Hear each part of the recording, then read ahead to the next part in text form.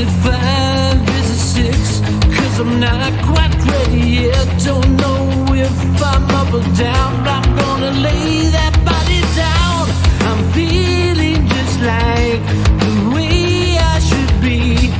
I'm not quite like you, but I've got to say not me. The hardest part is not what you would think. The hardest part is just waiting. When you see my face, it won't be for too long, like a shadow in the dark. I'm here and now I'm gone. When will I arrive? You'll have to wait and see, but I keep forgetting.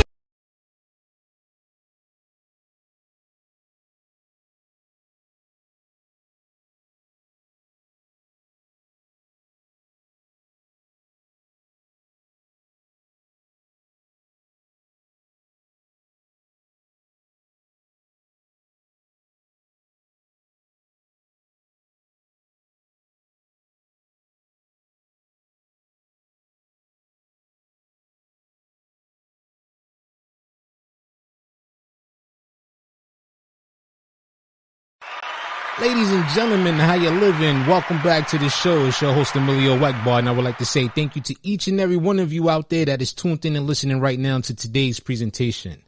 Here on the line with me, I have a very special guest calling in, and please help me welcome one half of the hard rock core duo, Follow No One. Please help me welcome Mr. Rich Hall to the show. Ladies and gentlemen, Rich, how you doing? Yo, what's up, Emilio? Thanks for having me on, brother. I appreciate you, man. No problem, man. Thank you for taking the time out of your busy schedule to call up here and rock out with us, man. We do appreciate that.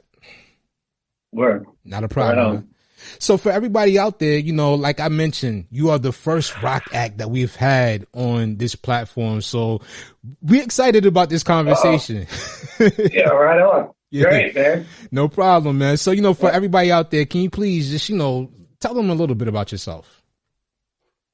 Well, wow, man, that's a big question. Well, you know, I'm just a normal dude, you know, like the rest of your listeners. Now, for real. I've been doing music my whole life. I really started in theater and acting back in the day. You know, when I was 9 years old, I was in a musical, and I got the lead in it. And you know, I just fell in love with performing at a very young age. And after getting trained in that and brought up by some pretty good people, I was in high school just doing my thing and got approached by someone to be in a rock band. Mm-hmm. Well, you know, at that time, and you're a kid in high school, you know, and, you know, still trying to make it with the ladies and all that and whatnot. Well, what's the best way other than getting in a rock band, you know? So, of course, I said yes. And I just fell in love with the music and just really dug what the scene was all about. And, you know, I kept on. I did my first demo at 16 in Kansas City. And, you know, after that, yeah, I really planned on doing a career in music. But I ended up joining the military. I did 2 tours over in the Gulf. Got out and just kind of did the life until in 2015 or 2016, a gentleman from Lisbon, Portugal, named Pedro Marino Almeida contacted me. He was actually in Brazil at the time, because that's kind of his second home, and he's just like a guitar prodigy, and he was a composer that went to college and over there, and we started working together, and we've been together ever since. And funny story, our very first EP came out the day one of my sons was born. So our first big release, and I did the right thing, and I was there with my son, and I just kind of had to, you know, call off my first major release. But hey, I did the right thing and kept with it, and still that's 4 years ago, and I don't know, man, just enjoying life as much as possible these days. You know, if you can find fun out there. Absolutely. And, you know, just doing my thing, man. Absolutely, man. First and foremost, I want to say thank you for your service to this country. I have a cousin as well that served over in the Gulf War and everything. And I know like that was a very traumatic experience for some, vets that came home and everything. So thank you for your support. I mean, for your service to this country, first and foremost. Well, I appreciate your recognition of that. Yeah, it's different, for everybody. But, there's one thing I think that we all, us people that were over there, and you might be able to relate to this since you have a family member, mm-hmm.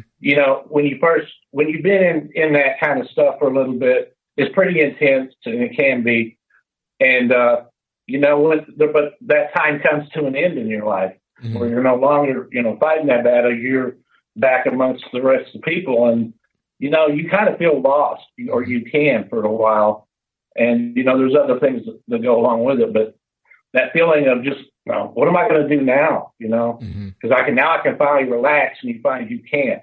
Well, not to promote a never project, but right now for the album that we're going to be talking about here in a little bit, mm-hmm. We just dropped a video for the title track to that album, and it kind of harkens to that story. And I think your cousin would really dig it. And I'm actually wearing some of my original gear in that video.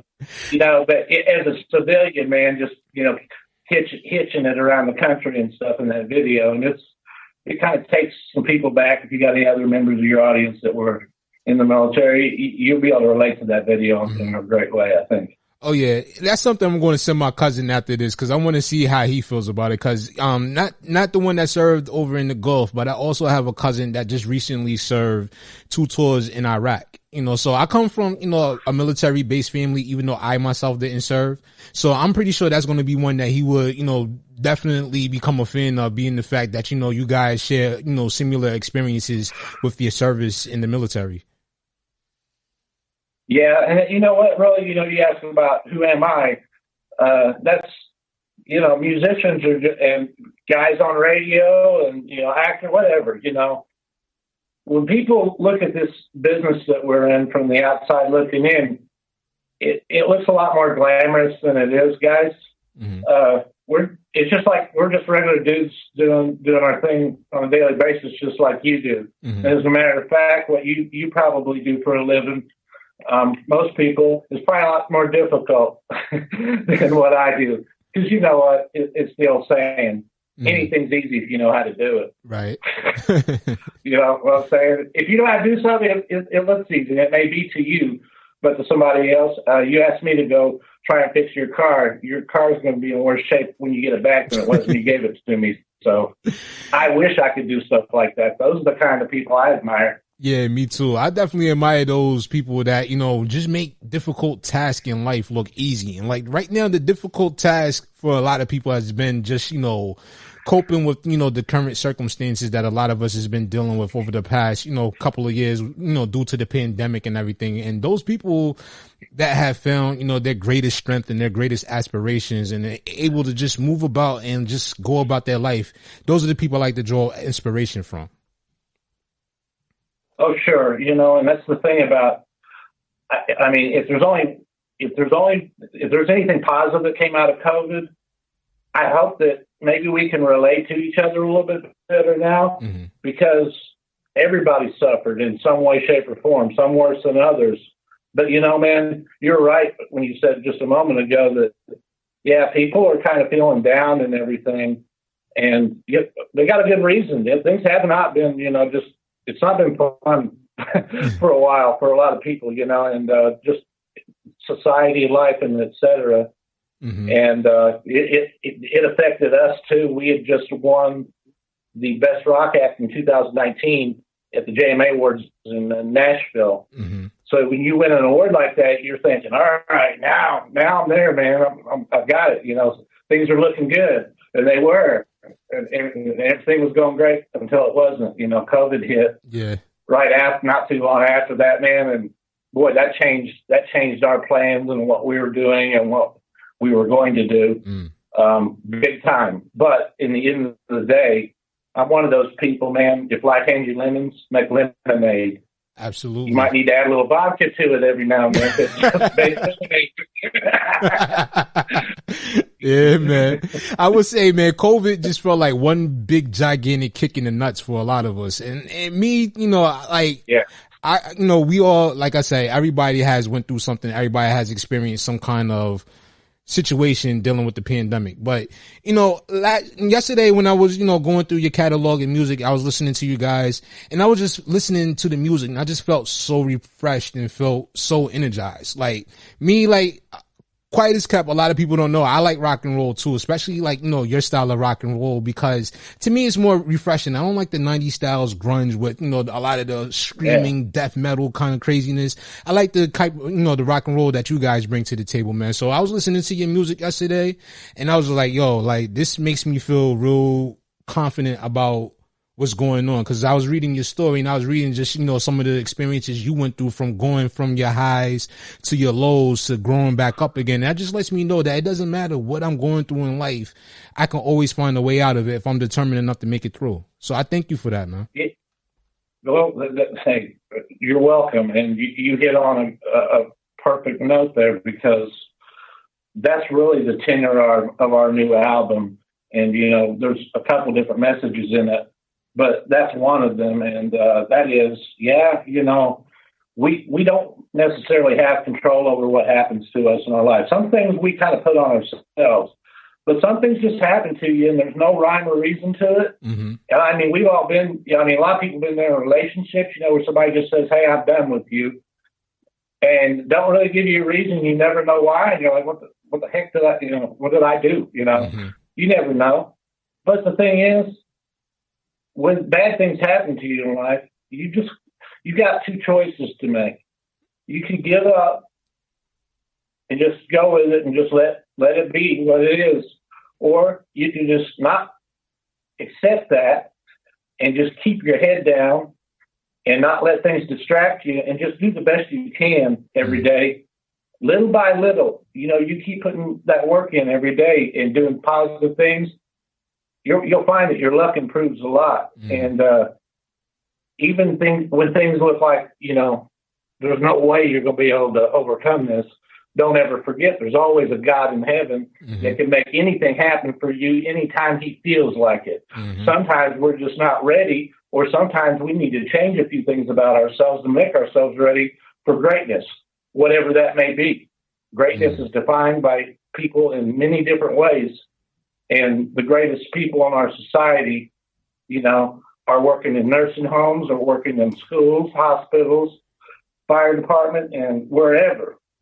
So greatness is defined in many ways, but we all have something that we can be great at and achieve, but we can't give up. What other choice do you have? What other choice do you have? You do know what that other choice is, but it's not a good one. Yeah. And we all want to leave a mark on this world. And for me, I want it to be a positive one.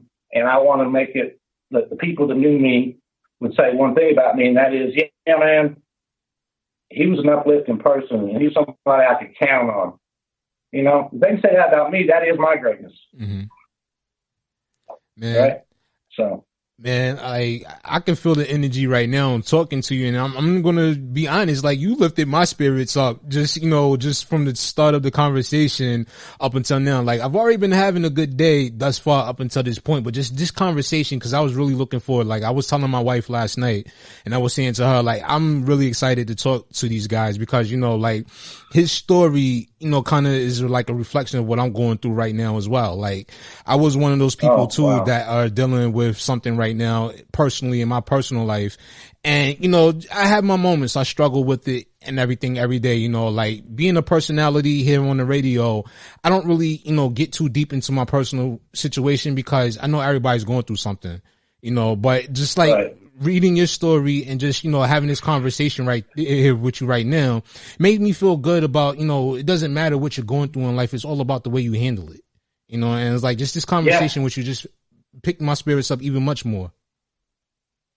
Well, I hope I can maybe even improve on that when we get into the album a little bit, because I might, and you said you don't go into your personal shit on the air, and I get that. Yeah.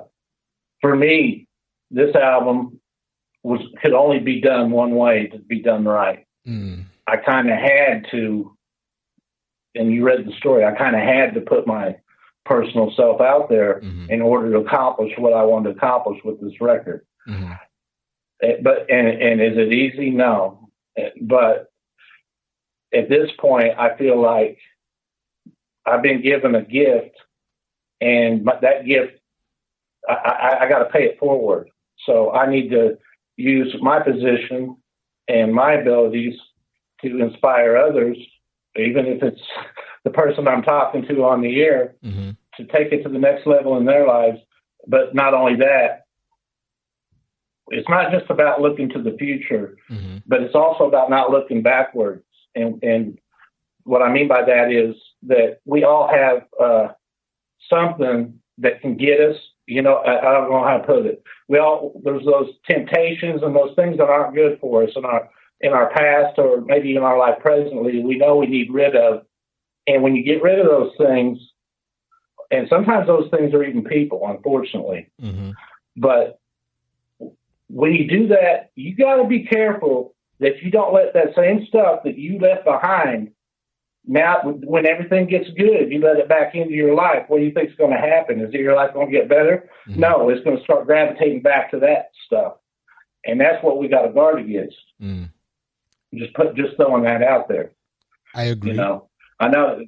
So you don't expect to hear stuff like this from somebody that's a rocker. But, hey, man, I've been on the air for a few years. And, you learn some stuff. And I don't know, man, that every genre is kind of going through its thing right now. I don't care if it's rock, hip hop, rap, there's changes going on everywhere. And I think at the end of the day, what people really, really want, they want realness. They want something that's genuine. And at the same time, or they want the exact opposite, and that's just a total escape. But we've been kind of living in that gray area in the middle for quite a while in this society. And it's that gray area in entertainment, it makes it gray, all right. It's boring. Yeah. And I think that, I like when Wu-Tang hit, one of my favorite groups. Oh, man, me too. What was so good about them was, man, when you heard that, if you were not part of that lifestyle, that's not something you were familiar with. Those guys were so real. They made you feel like you understood, you can't completely, but you understood where they grew up. You understood what it was like to be them. And when an artist can do that in their art and bring the audience in their world with them, man, it doesn't get much better than that in my estimation. Oh, yeah, absolutely. And that's something I, relate to a lot, too. I like to hear the real in people because, people, as they say, and it's a cliche now, but it's so true when they say that real recognize real. So people can tell if you're not being true to the audience, and people can tell if you're not being true to yourself. So I like the real in the music and everything. And it's to me, with this current, this current generation, well, I'm not even going to say generation, but this current day in society with so many people getting so sensitive about people being who they are, it's a breath of fresh air to me to hear somebody that's not afraid to unapologetically be themselves, No, and I think most people at the end of the day, we kind of, it's a social media culture we're in now. I'm going to tell you something. And I know you've seen this too on social media. Everybody has. The way people talk to people sometimes, you wouldn't ever think about walking up to somebody and saying that stuff to their face. Most of those people would. Now, maybe they can back it up if they feel like it. But large part, no. It's just somebody just talking smack. And I think our society is just so wound up in that right now that, but I think the mass majority of people, who is the people you never really hear from, they still respect and they want that realness and genuineness. And I actually think it's actually more appropriate, or it's more applicable to actually what you do than what I do, because on the air, you have even more of a closer connection to your audience than what I do. And yeah, if they stick with you for a while and they perceive you to be a certain way, and that wasn't a real way, and that was just an act, they're going to know pretty quick, and you know what? They're going to tune out because it's almost like you lied to them. You know what I mean? You know what I'm saying? In a way, it's like you ain't really that person. Yeah. And you know, I think we've all had somebody in our lives that we've idolized to a certain degree, and then we found out who they really were, and then we were like, man, yeah. how was I ever that, you know, not, how'd that guy fool me? Yeah. I mean, that happens a lot with politicians. Once you realize they're all full of crap and they're all lying, it's just a matter of how much, then you're good. But yeah. So I know I don't put my faith in stuff like that. I put my faith in something real, like Jesus or something. Absolutely. You're right, man, because, you know, it made me, when you were telling that story just now, it made me think about, you know, the hip hop artist Rick Ross, how at first he came out as this big major kingpin drunk dealer within the hip hop industry, and then come later on to find out this guy was a correctional officer. So I was like, yeah, you're right about that one, you know? Well, you know, that's true as well. That stuff might fly with people that really don't know, but the people that do, yeah, they'll figure it out real quick. And guess what? They'll start talking, and the word will get out eventually. It was kind of like, well, Rick Ross, I guess, was almost like, I don't know how big of a star he was, but Milli Vanilli, man. I was a kid. I was probably like in 4th or 5th grade when those guys were out, and then they said they were lip syncing everything.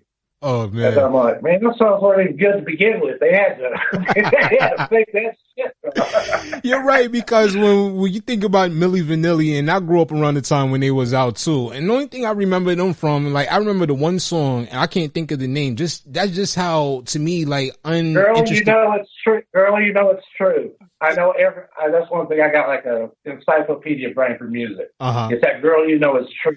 Yeah. That's the name of it. Yeah, you know, like, that was the only song from them that I knew. And it's like, then a few years later, when the news came out that they was lip syncing everything, it was just like, wow. It even caused the guy to, you know, commit suicide, like, unfortunately, man. But it's like, you save yourself a lot of trouble if you just be who you are. Yeah, that's bad. At the beginning, you know what I'm saying? Well, yeah, I guess in their case, it's like, look, we can't say we either do this or we don't have a career. Right. So, all right, well, if you could get away with that shit, try it. But I don't think it's going to last. Yeah, but that is a horrible way to, how it ended up for that guy. But you see how that, you know, you see how it kind of opened the doors now to a lot of people that actually can't sing, and they're in the industry now, and they're using things like auto-tune and other things to kind of, you know, project their voices and stuff to make them sound like they can actually sing. You know what? Auto-tune, I've never used auto-tune in my life. And if somebody told me I needed it, I'd feel insulted. But that being said, in certain cases, auto-tune, if it's there for the style in the song, and the person really doesn't need it, they just want that effect. I mean, I can't see T-Pain doing what he does without using auto-tune. I like T-Pain, you know. Right. And I could see him not using auto-tune. Come on. So it's fine if it's done the right way. You know, but yeah. I know a lot of people that get excited about it because they can't sing. But there's a reason why some people were born to sing and some weren't, you know. So you can play a different instrument, or I don't know, play golf or something. I'm not sure. Yeah, man, that's crazy, man. But, you know, talking about your album, you know, we've been, you know, flirting with the, you know, the album and everything. So now let's get into that conversation. Fate, the album. When I was, you know, looking at you guys' YouTube channel yesterday, I stumbled across, you know, the trailer video for Fate. And I'm like, wow, this is really interesting. Like, I don't recall seeing anything like that before to promote the album. And it was like, yo, now that kind of got me even more interested to, you know, dive into it. And from what I understand, Fate is your own personal story out there that you're sharing with the world. So, you know, tell us about it. Yeah, I'm glad you like that trailer. Yeah, it's kind of like it almost looks like it's very cinematic. It looks like something you'd see before a movie, quite honestly. And the album, that's kind of what we were going for, is that we wanted an album that not only has great music on it, but has other content that gives it a movie or like a TV episode type feel, to where, you know, when you hit play, it starts the story and it follows through until a climactic ending and a great epic finale. But that trailer we're talking about starts with an image of me laying in blood on a floor. And that's where the album starts. In 2015, I'd been on a self-destructive path for about 5 years, and it ended up with me on an emergency room table in a VA hospital in Illinois, and then basically pronouncing me dead because both the blood vessels in my throat blew out and I bled to death practically. Wow. Obviously, I didn't die. God intervened. Thank God for that. Thank God I'm here. But what preceded that was in 2000, you know, we talked about a little bit of my background earlier. Well, you know, I got to be pretty successful in my career. I was working in finance for a design build company. We built buildings and et cetera. And I was vice president of the company. And, you know, I had a farm where I built a new house, man, and just, you know, for all intents and purposes, man, living large.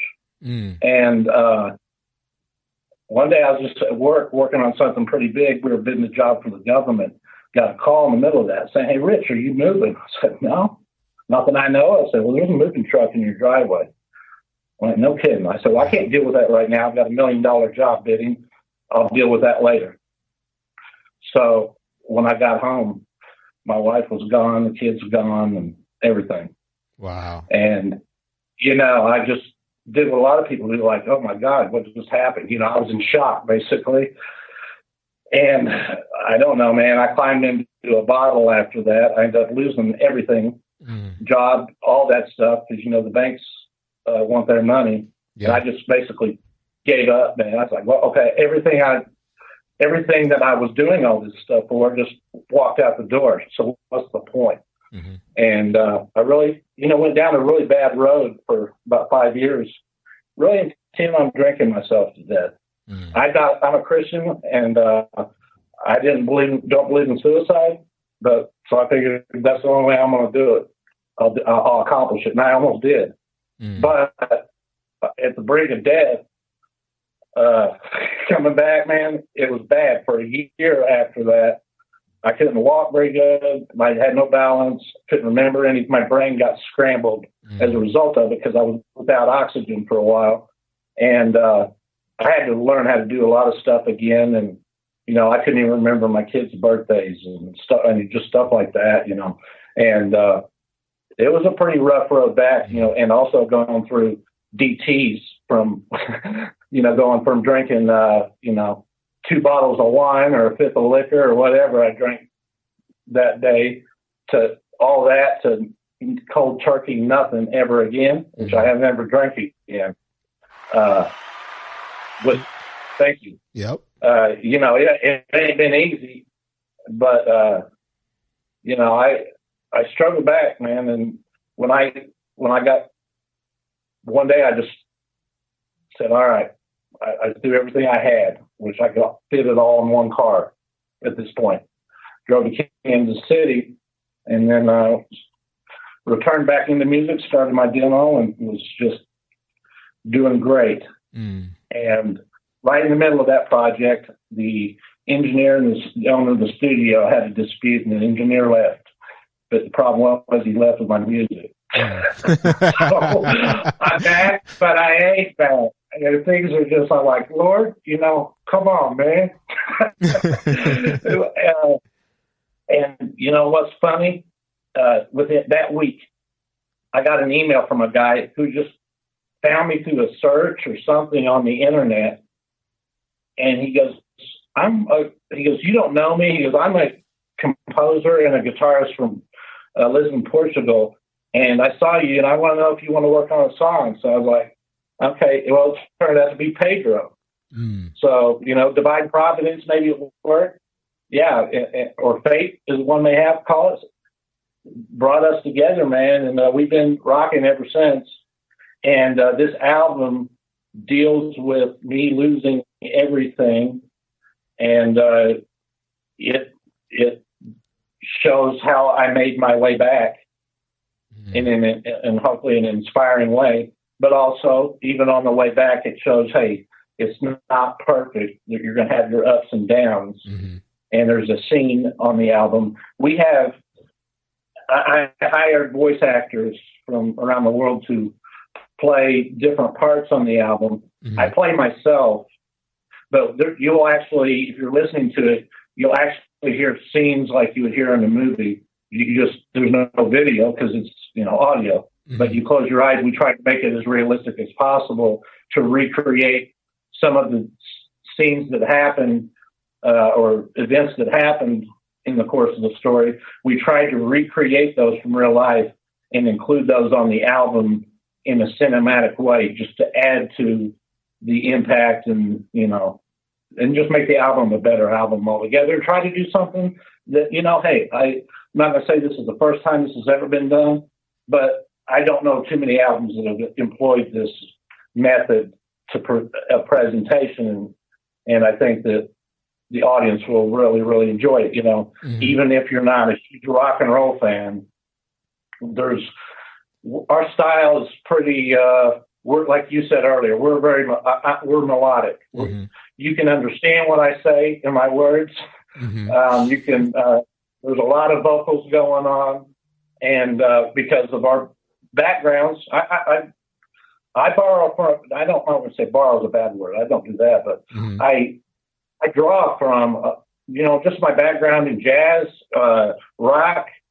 I even employ some other techniques that are in other genres. And so does Pedro, to make our music as, to make it ours, to make it us. And if you listen to much of our music, you'll know that there's no two songs that sound alike, completely. We venture out into quite a few different styles and things just to keep it exciting for the audience. And the album does that as well in a pretty dramatic way. So, and fun way in some portions of it. Now, let me ask you, and this is something, like listening to you tell the story about fate and, giving us an inside look to exactly what it's based on. Let me ask you, what felt better to you? And I'm pretty sure this is going to be an obvious answer for anybody else out there that's listening as well. But what felt better to you, being at that $1 million job or, the road to recovery to be back to where you are stronger than ever? You know what? That's not an easy answer. I know what you're expecting me to say right now. Man, I lost a lot. It wasn't just in financial things. But I will say this. If I look within myself, you'll get one answer. But that's not the proper way for me to address that question. The proper way for me to address that question is the proper way. Now, and the answer is now, because of what I was doing then helped a few people.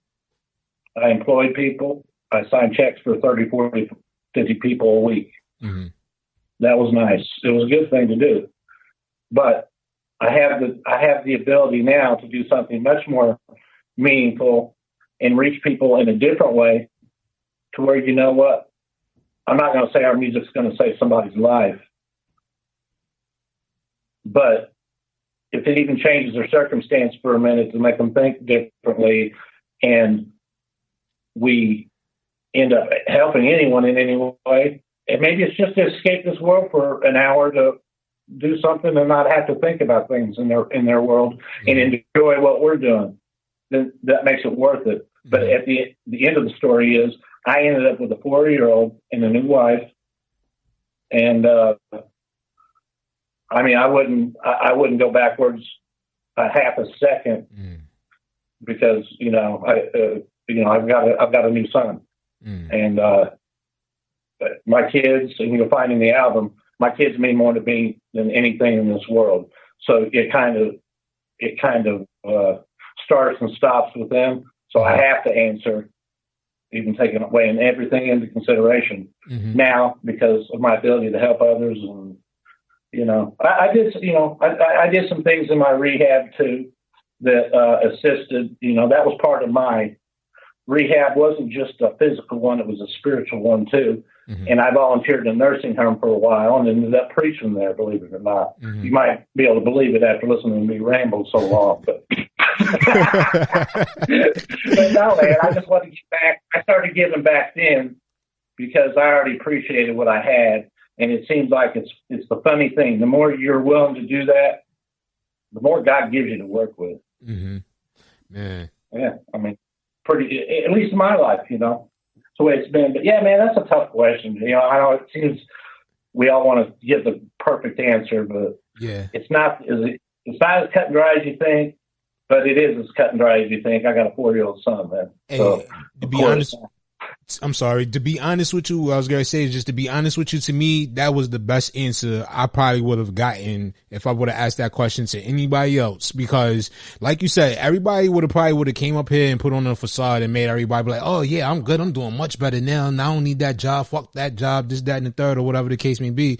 But people got to realize, like, when you at a certain point in your life and you happen to lose that, like, sometimes this is a little bit hard to get back from that. You know what I'm saying? So, like, even with myself right now, like, I'm going through the situation where I refused to take the vaccine. I didn't want to take the vaccine. So I ended up getting suspended from my job. And I've been on suspension for 6 months because of it. After You want me to say something? Fuck yeah, man. You go, man. I have not gotten the vaccine. My wife has not gotten the vaccine. Oh, man. And my kids have not gotten the vaccine, except when my son decided to, and he's okay, thank God. We've all had COVID, and we're all fine. Yeah. And I hope, and maybe we'll talk off air. I don't know what the legal situation is, but one of the things I did in my job wasn't just finance. I did law. Oh, wow. Contract law, which helps me in my business, obviously. But you're going to have some recourse. It's not a matter of if, it's a matter of when, if you find the right person. And I support your decision, because this used to be a free country. The one I went and fought for overseas, that they're censoring people now, and they're doing stuff like this too, that ain't the shit I fought for. If you'd have told me that then, I probably still would have made the same decision to fight for us. I just would have, because that's who I am. Yeah. But I wouldn't have been as gung-ho about it, I can tell you that. Man, thank you so much, man. That means a lot to me, because a lot of people, ridicule us, people that decided not to take it. And a lot of us got placed on suspension. Don't believe what they hear, what they're saying in the media when it comes to, people being fired from the jobs, because we're not fired. A lot of us are just suspended because they know that after all this happens, that once that UA is gone, that them lawsuits is going to start rolling out. And they already got a desk full of lawsuits. And I can tell you, because I work for New York State. So when it comes down to it, they got a whole lot of lawsuits on their hands that they're trying to figure a way to get from underneath of, and they're not going to be able to. So like, man, I got so many friends in New York that got out of New York. I don't know, that's probably, that's what's sad. New York, I worked in Manhattan back in the day. I did a project for Citibank. Okay. And, New York, man, this is when Giuliani was mayor and whatever. And, it was, you had your good and bad things to say about him, people did. But overall, man, New York was still the greatest city in the world. And I talk to my friends now that are still there, and a lot of them have left. Say, man, I don't even recognize this place anymore. Yeah. I don't know if you feel that way. I do. But yeah, I mean, it's sad, and I think that's got a lot.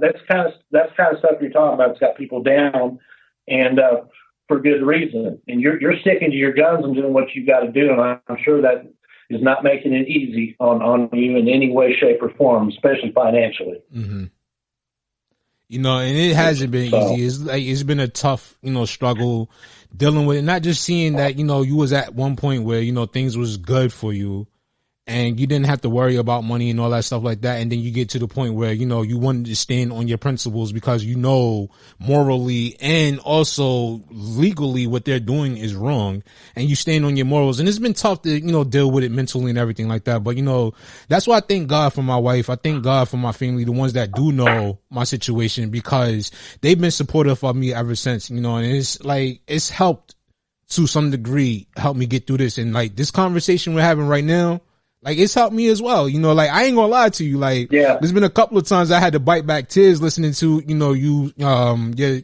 explanation or your response to some of my questions and everything, man. But it's like, yo, when I'm having this conversation with people like you, man, it just makes me feel good that, you know, things is going to look up, you know, and at the end of the day, like you said, you just got to put your head down, keep going. Yeah, you do. And, you know, hopefully it's going to be one of those kind of deals where, and this is the way this country used to be, and it should be now, and that is, you're suffering a little bit right now, but at some point somebody's going to recognize what happened to you and others like you, and go, you know what, guys, we messed up. Now we got to make this right. Mm-hmm. Now but the problem is, if this had been 20 years ago, I think we could both be rest assured, it'll work its way out. Mm-hmm. Right now, we don't know. Yeah. But I know one thing: your way of thinking is the right way of thinking, and more often than not, you're going to be pleased with the results. And it may be a little tough way for a while, but overall, you know, if you stand on your principles, and somebody's got a problem with that, they don't really have a problem with you. They got a problem with themselves because they don't have the courage and the guts to do something like that. And deep down, they know it, and it's really just jealousy. I mean, you know, they ridicule you. What they're really doing is ridiculing their own cowardice. That's absolutely true, man. I thank you so much for that, man. And I know we were supposed to be here talking about, you know, your projects and everything, man, but I feel like this conversation was just supposed to happen. Yeah, it does. Hey, you know, and that people tune in to your show to hear things real. I have a feeling more often than not. Mm-hmm. You know what? That's hopefully I'm not the only person to bring. I know you do. Hopefully, I'm not the only guest that brings it. And no, I'm not all about just promoting what I'm doing all the time, because people get sick of people that are just all about themselves. If you don't have time to think about somebody else for half a second, then you know what? And just take a look in the mirror and reevaluate your life. That's true. And you have a very interesting quote that I have here. And I'm not going to read the whole quote, but I'm going to just read like the part that I like the most. And you said in one of your songs, it said, "Was it fate all along or something we created?" That's right. Yeah. That's kind of the question that one of the questions the album poses is everything preordained in the stars, like, you know, some people believe, or do what our actions actually have the most direct impact on how things end up for us? You know, do we really have any control over things, or are we just here and we think we're controlling things in our lives, but it never was really in our control, or do we actually really affect it? You know, that's. And I think that, go ahead. I'm sorry. Well, the answer to that question, I'll give a hint to the audience. The answer to that question is, if you're just looking at as how it applies to you as the answer, then you're not going to get the right answer. That's true. That's true. Yeah, because you can extend that to, well, if it doesn't matter for me, then it doesn't matter for me to do good for others or to do bad for them, to do bad to them either, because it's all going to work out the same way anyway. Yeah. Wow. Yeah, and there's two schools of thought there, man. That's a rhetorical question. Yeah. And it's crazy because, like, the way I was going to answer it was, you know, I feel as though, like, sometimes we create problems ourselves based off of our emotions or the way we perceive things. Like, I give an example, like, one night I was here in the studio and I was, working on something. I was just having an issue and I was so frustrated because like, I just wanted to make sure everything was up and running properly because I wanted to be able to give a good presentation to the people out there that tune in and listen.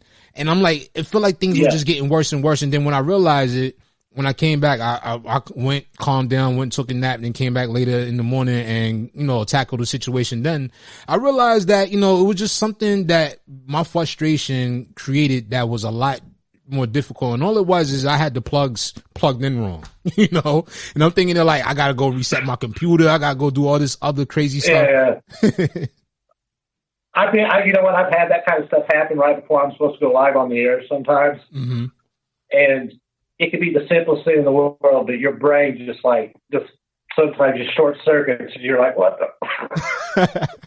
I hate that. That's the worst feeling in the world. Oh yeah. Sometimes, but no, man. Oh man, that day I ain't gonna lie to you. That day I almost should have bowling ball. I was just that angry with the situation. Then I calmed down a little bit, came back tomorrow morning, and then I was like, you know what? Let me see if I can handle the situation myself. And then it comes to find out it was just I didn't have my cables connected right. So, yeah.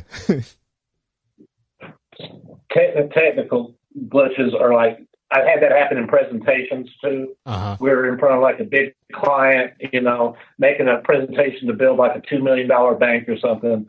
This happened. And, the computer just decides does not work.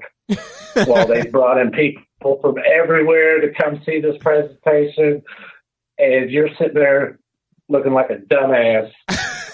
And then they're like, the guy, he looked and he goes, "Well, if you can't get your presentation working, I don't think I trust you to build our building." That's when you walk out of the room with your tail between your legs. Man.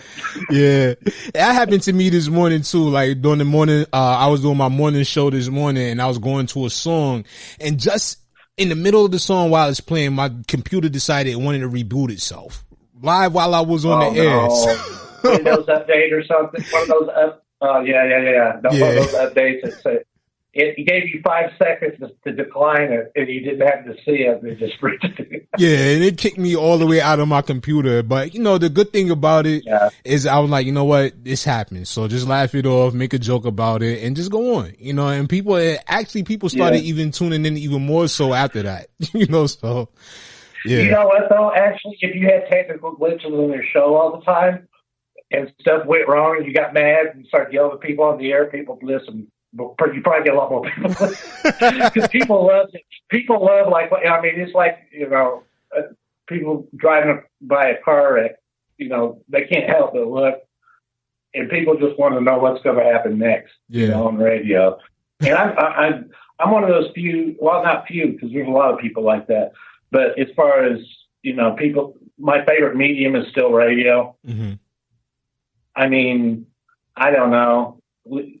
Spotify and all that. I know a lot of podcasts are cool. Mm-hmm. I'm not talking about radio and podcasts because this gives some realness to what I do that people are never going to get by just finding a song I did on Spotify. Mm-hmm.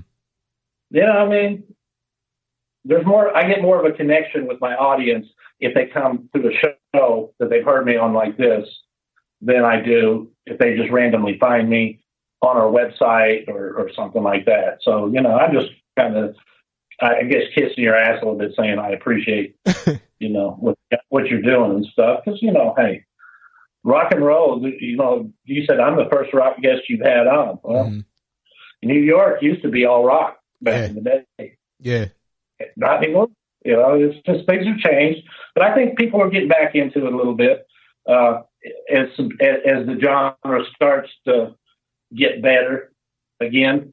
It kind of went through but you referenced a period that I agree was not maybe the best period for rock music. And I think rock music as a result lost a lot of fans because kids want to be, and that's what drives popular music, no matter what the top genre is. Man, kids want to be where it's cool, and they want to be where it's fun. They don't want to. They ain't trying to be worried about, stuff that's too serious all the effing time. Mm-hmm. Now they can dig stuff like that, but if that's the only thing you've got to get to offer, nah, man, they tuned in to hip hop people because guess what? They're having more fun, and they're cooler anyway. You know, that kind of stuff. And really, that's where it led. You know, but the revolving door, right? That with that one, being said, is even now. So like, I don't even really listen to too much hip hop anymore because just like the message in it, to me, it just doesn't relate. Like maybe when I was a knucklehead, yeah, like the talking about gang banging, shoot 'em up and all that kind of craziness. Okay, cool. I would have listened to it back then, but now as I'm getting older, I'm like, nah, like this is not for me. I would rather go listen to something else, than to listen to, these guys continuously talk about the demise of each other. You know what I mean? Yeah, I think it's gotten a little too gratuitous. And in your case, sometimes, like you said earlier, in some cases, people just making shit up, Mm-hmm. And part of it is, a story is intriguing and compelling, maybe the first half dozen times. But once you've heard a story and you just keep hearing it told again and again and again, mm-hmm. it loses its, not even shock value. It loses your interest in a while. And, I mean, I don't know. Yeah. That's a genre that I enjoy listening to, but I think music in general, it's not just related to that genre. I think all genres go through that same process at some point. Absolutely. And that's, to me, that's the beauty about music because, like it doesn't matter what genre you listen to, you're going to find some song within that genre that you're going to like. No matter if it's something that you listen to on a regular basis or not. Like, I don't like country music, but I will listen to certain songs that are country music because I like it. You know what I'm saying? So like, that's why I love music so much because it doesn't matter. Like somebody out there, it doesn't matter if they're in the same genre you represent. Somebody has a similar story to yours that you can relate to, and like we're displaying right now. Yeah. Well, a good song is a good song is a good song. And, the makings of a good song, you can tell, you'll see it appear in multiple genres because the song's strong enough. It doesn't matter what genre you put it in. Mm-hmm. It's good. So yeah, I'm not really the biggest country fan either, especially like what they refer to as pop country. I've never quite honestly been a fan, mm-hmm. but some of the country stuff, I guess older that you listen to, it almost has a blues vibe to it, and that is it's very real music, if you know what I'm saying. Mm-hmm. People are talking about telling story. It's a storytelling type, more so storytelling kind of genre in some ways than most. And I think you'd be surprised. There's some similarities that are shared by rap and country that most people would overlook. Mm-hmm. And because really that's what the most successful rap artists, besides just being talented, one of the things they have in common is they're great storytellers. Mm-hmm. They can put you right there, and a good country music does that too. Oh yeah. And speaking of one of those, go ahead. I'm sorry. Go ahead. No, I'm good, man. Oh no, what I was going to say was, in speaking of one of those great storytellers, within the genre, I remember Biggie Smalls because, like I was having a conversation earlier, like he grew up listening to country music and he was one of the best storytellers in all of music. So I agree with that. I agree. So in that genre and rap right there, who, if you can, real quick, who's your top five? My top five: Biggie Smalls, Busta Rhymes, Jadakiss. I like let me see. I like Lloyd Banks, and then you said my top five. One more person, because I got so many people. I can just go through. Not necessarily that order. Yeah, I know. Yeah. I know. I'm just saying, just off the top of your head. And Nas, yeah. But I'd have to say, man, go with the Woo for sure. Oh yeah. But Diddy, Biggie, and I'm throwing Too Short in there. I like Too Short. Too Short. No, actually, Wu-Tang and Too Short, my top two. Yeah. And then down from that, I mean, just think if Biggie would have lasted longer. But that's a whole nother interview for about 5 segments. But then I got to go. The first album I ever bought with my own money was Run DMC. Oh, wow. My very first album I bought was The Cow by Method Man.